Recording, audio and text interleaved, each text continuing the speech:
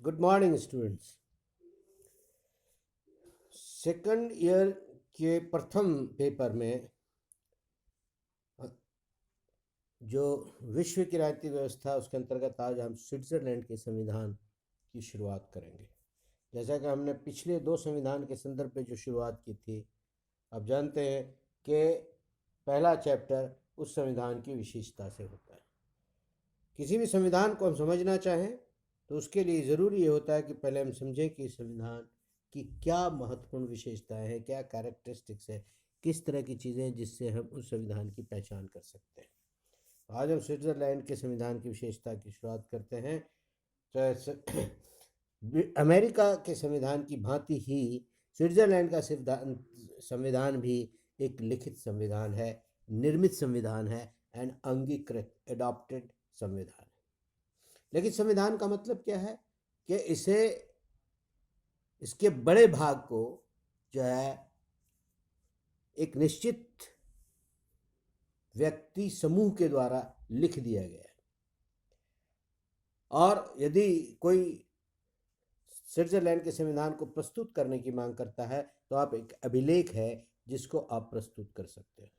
Switzerland के संदर्भ में ये बात महत्वपूर्ण है कि सबसे पहला संविधान जो है 1848 में लिखा गया, उसमें व्यापक परिवर्तन किए गए 1874 में, और उसके बाद फिर दूसरा व्यापक परिवर्तन जो स्वीकृत किया गया है वो है 1 जनवरी 2000 से लागू हुआ है। जो 1 जनवरी 2000 से जो संविधान लागू हुआ है वो नवीनतम संविधान है, जिसमें 196 अनुच्छेद हैं, जबकि पुराने संविधान में मात्र 123 अनुच्छेद थे। तो इस प्रकार से आप देखेंगे कि संविधान लिखित है, 196 अनुच्छेद तक फैला हुआ है, और इसका निर्माण किसी जो है जन समूह के द्वारा और उसके बाद जनता के द्वारा स्वीकार करने के बाद इसे लागू किया गया है। तो इसीलिए लिखित, निर्मित और जनता द्वारा एडॉप्टेड या अंगीकृत संविधान कहते हैं। तो ये पहली विशेषता है कि ये अलिखित संविधान नहीं है बल्कि एक लिखित संविधान है। दूसरी विशेषता, ये एक जटिल संविधान है। हम सभी जानते हैं कि जटिलता और लचीलेपन, ये दो प्रकार के संविधान पाए जाते हैं, संविधान की विशेषता होती है। लेकिन जटिल संविधान उसे कहते हैं जिस देश में संशोधन की प्रक्रिया सामान्य कानून की प्रक्रिया से न केवल भिन्न हो बल्कि जटिल भी हो। और इस संदर्भ में स्विट्जरलैंड का संविधान जटिल संविधान है, क्योंकि यहाँ पर संशोधन के प्रस्ताव दो स्तर पर रखे जाते हैं। या तो संघ सरकार के द्वारा रखे जाएंगे या फिर 1 लाख जनता के द्वारा जो है पहल के द्वारा संविधान में संशोधन के प्रस्ताव रखे जाते हैं। जब प्रस्ताव रखे जाते हैं तो प्रस्ताव दोनों सदनों की संयुक्त बैठक में पारित होने के पश्चात जनता के समक्ष रखे जाते हैं, जिसे हम जनमत संग्रह कहते हैं। और जनमत संग्रह में बहुमत प्राप्त होने के बाद ही ये संविधान में संशोधन स्वीकार किए जाते हैं। तो ये बहुत ही जटिल प्रक्रिया है, बहुत ही लॉन्ग ड्रॉन जो है प्रोसेस है, जिसके माध्यम से संविधान में संशोधन हो पाता है। तीसरा जो सबसे जो है एक महत्वपूर्ण विशेषता है वह है अधिकारों की घोषणा। अनुच्छेद 7 से लेकर के 40 तक जो है, अनुच्छेद 7 से लेकर के 40, लगभग 34 अनुच्छेद में नागरिक के अधिकारों की घोषणा है। ठीक इसी प्रकार से जिस प्रकार से अमेरिका के संविधान में अधिकारों की घोषणा है, जिस प्रकार से भारत के संविधान में अधिकारों की घोषणा है, इसलिए यहाँ पर भी घोषणा कर दी गई है कि इन अधिकारों को नागरिकों को प्रदान किया जाता है और इन अधिकारों को जो है कार्यपालिका विधायिका के द्वारा उनसे छीना नहीं जा सकता। हालांकि यहाँ पर एक बात महत्वपूर्ण है कि भारत में जो मौलिक अधिकार दिए गए हैं, उस मौलिक अधिकार के लागू कराने के लिए एक आर्टिकल 32 जो है सम्मिलित किया गया है, जिसके अंतर्गत जो है संवैधानिक उपचार का अधिकार है और संवैधानिक उपचार के अधिकार के अंतर्गत नागरिक को अपने अधिकार यदि प्राप्त नहीं हो रहे हैं सरकार से तो न्यायपालिका तक जाने का अधिकार है। यहाँ पर सर्वोच्च न्यायपालिका में जो है सीधे जाने की कोई व्यवस्था नहीं है। चौथी विशेषता है सामाजिक अधिकार की। आर्टिकल 41 में बहुत सारे जो है सामाजिक अधिकार, चूंकि पहले जो अधिकार की घोषणा है वो मुख्य रूप से राजनीतिक और नागरिक अधिकार है। इसमें समानता का अधिकार, जो है कानून के समक्ष अधिकार और इस प्रकार के जो अधिकार हैं वो दिए गए हैं, जबकि आर्टिकल 41 में जो है सामाजिक अधिकार दिए गए हैं। जो सामाजिक अधिकार भारत में जो है जिनको नीति निर्देशक तत्व में रखे गए। हम सभी जानते हैं कि नीति निर्देशक तत्व की स्थिति क्या है। वो अधिकार नहीं है, वो उस प्रकार के अधिकार नहीं है जिसके लिए नागरिक जो है सरकार पर दबाव डाल सकती है और न्यायपालिका उसे लागू कराने का अधिकार रखती है। वो केवल निर्देश हैं, जो राज्य के लिए निर्देश हैं कि वो जो है उनको माने और उसके अनुरूप अपनी नीतियों का निर्माण करें, परंतु बहुत सारी चीज़ें अभी तक लागू नहीं है। लेकिन यहाँ पर सामाजिक अधिकार दिए गए जिसमें सामाजिक सुरक्षा, स्वास्थ्य, परिवार और रोजगार, कार्य के वातावरण, शिक्षा, मकान, आवास, इस तरह की जितनी भी सामाजिक आवश्यकताएं होती हैं रोजगार के जिसको अधिकार का दर्जा देने के लिए भारत जैसे राज्यों में लगातार जो है आंदोलन होते रहते हैं, वहाँ पर जो है सहज रूप से ये अधिकार नागरिकों को प्रदान किए गए हैं। पांचवी विशेषता है कि वहाँ जनतांत्रिक और गणतांत्रिक व्यवस्था है। डेमोक्रेटिक सिस्टम भी है और रिपब्लिकन सिस्टम भी है। डेमोक्रेटिक सिस्टम, सभी संस्थाएं जो है जनता के द्वारा चुनी जाती हैं, जनता के प्रतिनिधियों के द्वारा सभी संस्थाओं में नीति निर्माण या निर्णय निर्माण का कार्य किया जाता है। कोई भी संस्था ऐसी नहीं है जिसमें नियुक्ति या चयन वंश के आधार पर हो या वंशानुगत हो। सभी जगह जो है जनता के प्रतिनिधि, जनता के द्वारा चुने गए व्यक्ति ही बैठते हैं। दूसरी चीज़, ये गणतंत्रीय व्यवस्था भी है। गणतंत्रीय व्यवस्था का मतलब कि यहाँ का जो सर्वोच्च अधिकारी, जो राष्ट्रपति है, जो प्रथम नागरिक है, वो जनता के द्वारा चयनित व्यक्ति होता है। तो इसलिए स्विट्जरलैंड के संविधान एक जनतांत्रिक और गणतांत्रिक व्यवस्था पर आधारित है। एक और बहुत महत्वपूर्ण विशेषता है कि यहाँ प्रत्यक्ष प्रजातंत्र है। प्रत्यक्ष प्रजातंत्र उस प्रजातंत्र को कहते हैं जहाँ जनता सीधे जो है राजनीतिक प्रक्रिया के निर्णय निर्माण में भागीदार बनती है। जैसे वहाँ पर कुछ टूल्स हैं प्रत्यक्ष प्रजातंत्र के, जो बाद में हम देखेंगे। एक है जनमत संग्रह, जहाँ हर प्रकार के संशोधन जनता के स्वीकार करने के बाद ही जो है एक्सेप्ट किए जाते हैं। पहले जो है प्रस्ताव में भी भले ही संघ जो है अधिक प्रस्ताव रखता है, लेकिन नागरिक भी इनिशिएटिव के माध्यम से, पहल के माध्यम से प्रस्ताव रख सकते हैं और जनमत संग्रह के द्वारा स्वीकृत किया जाता है। दूसरा है इनिशिएटिव। जनता यदि कोई महसूस होता है नागरिक को, यदि सरकार को कुछ कार्य करना चाहिए और वो नहीं कर रही है, तो ऐसी अवस्था में जनता को पहल करने का अधिकार है। 1 लाख संख्या के द्वारा हस्ताक्षर करके वो किसी भी प्रकार का प्रस्ताव वो सरकार को भेज सकती है। और प्रारंभिक संस्थाएं, ये वो संस्थाएं हैं जो प्रजातंत्र को विशुद्ध रूप में स्विट्जरलैंड में स्थापित करने का काम करती है, जहां प्रारंभिक संस्थाओं में जो व्यक्ति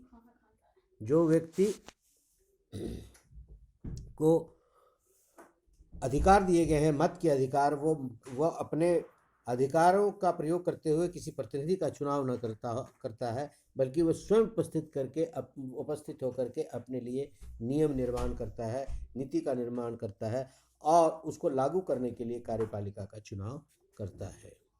और हर वर्ष जो है कार्यपालिका के सदस्यों के कार्यों की समीक्षा करता है और फिर आगे के निर्णय लेता है।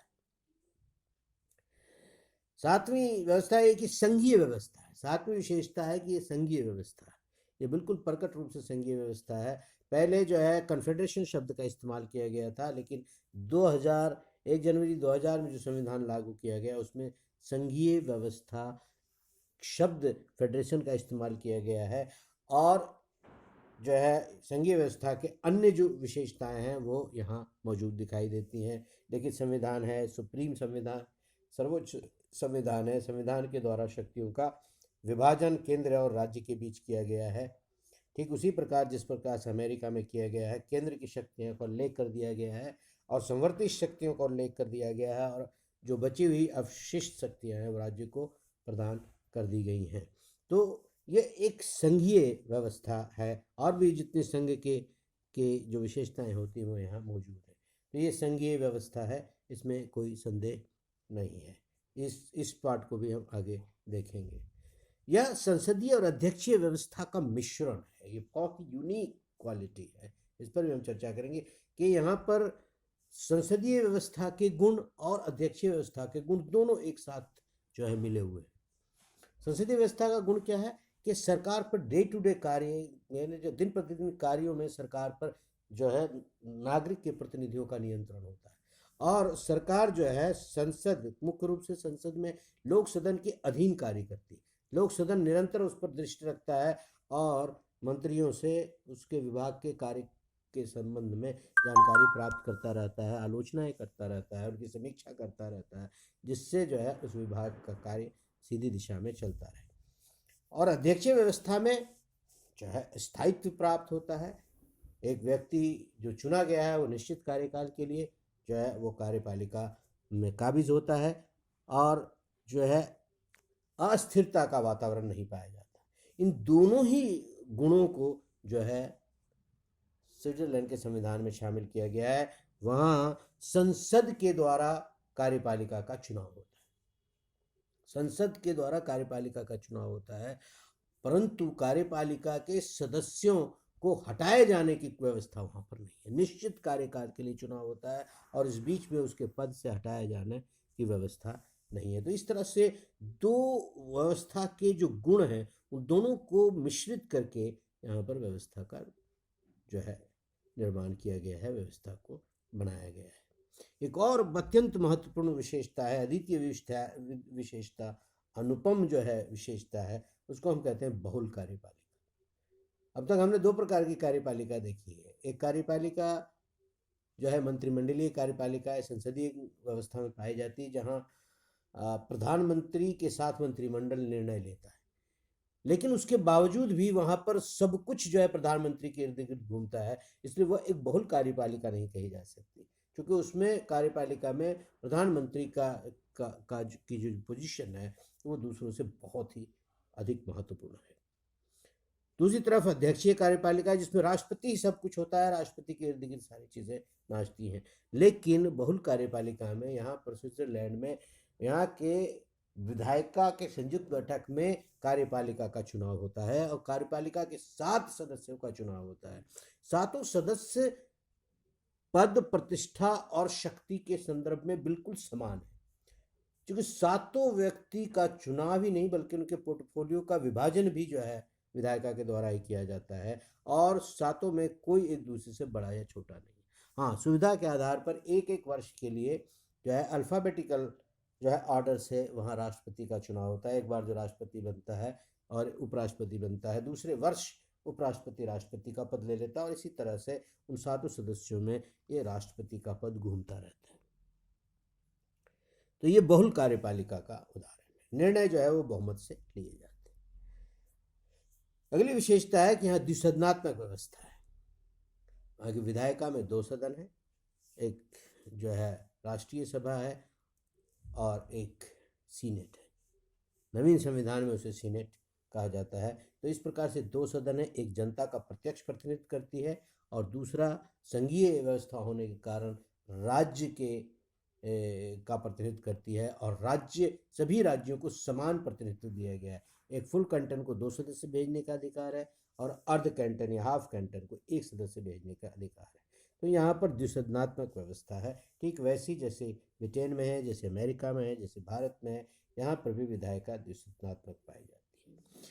यहाँ पर स्वतंत्र और निष्पक्ष न्यायपालिका का अभाव है। यहाँ पर एक महत्वपूर्ण बात है थोड़ा सा, क्योंकि यहाँ पर जनमत संग्रह है, जनता का सीधा नियंत्रण है, इसलिए यहाँ पर न्यायपालिका थोड़ी सी कमज़ोर दिखाई देती है। और यहाँ पर संघीय न्यायपालिका तो है, परंतु संघ के संदर्भ में जो है न्यायपालिका को किसी प्रकार के न्यायिक पुनरावलोकन के अधिकार नहीं दिए गए हैं।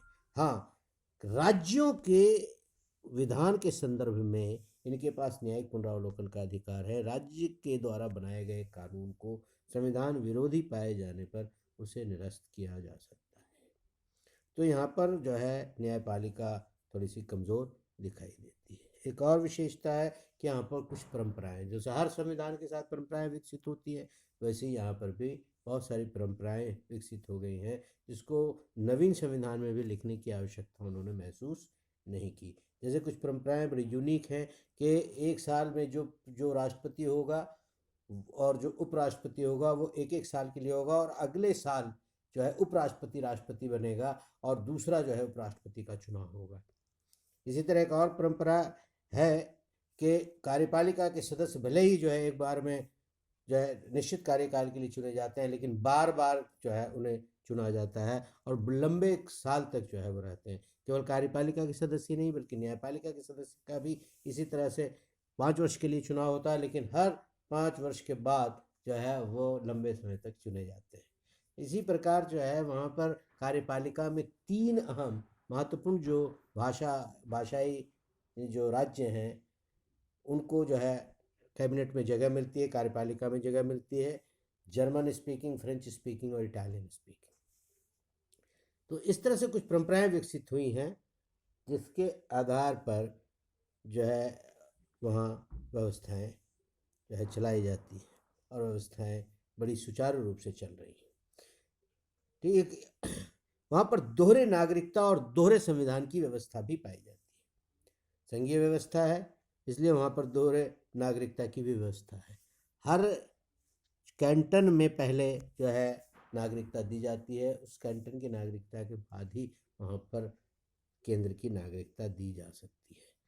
हर राज्य को अपने संविधान का अधिकार है, हर राज्य ने अपने संविधान का निर्माण कर रखा है। केवल एक जो है बंधन है कि सभी संविधान जो है वो गणतंत्रात्मक सिद्धांत पर आधारित होने चाहिए और केंद्र के जो संविधान है उसके विरोधाभासी नहीं होने चाहिए। दोहरी नागरिकता की व्यवस्था है यहाँ पर। इसके बाद यहाँ पर कानून के शासन की अवधारणा को भी लागू किया गया है।